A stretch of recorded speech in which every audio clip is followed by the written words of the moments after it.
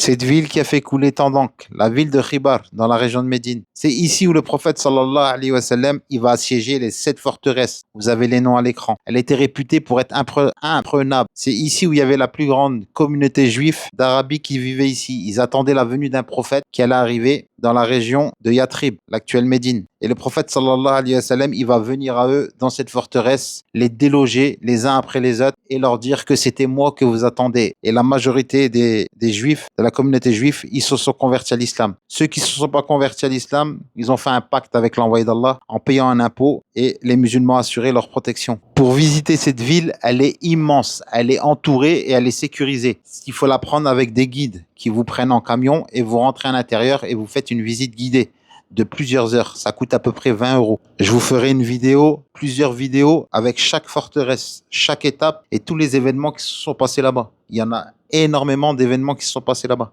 Il y avait aussi une communauté chrétienne, elle s'est convertie à l'islam. Et je ferai aussi une vidéo sur l'un des plus grands mystères de cette ville, qui n'est pas résolu. Dans une partie de l'Arabie, il y a des milliers et des milliers de motifs comme ça, symétriques, qui ont été mis là.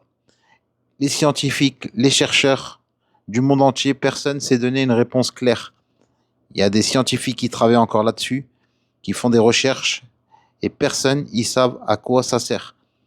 Vu du sol, c'est impossible de les voir. Là, avec le drone, je peux vous donner ces images, mais quand je suis au sol, j'ai déjà fait plusieurs vidéos au sol, vous me voyez marcher sur des cailloux, vous me dites, vous faites quoi? Voilà ce que je fais. Je marche sur ces cailloux et j'essaye de comprendre. Vu du sol, on voit rien. En vue aérienne, il y a ça. J'ai plusieurs heures de drone, j'ai plusieurs heures au sol et j'arrive pas à comprendre. Personne n'arrive à donner une réponse précise dessus.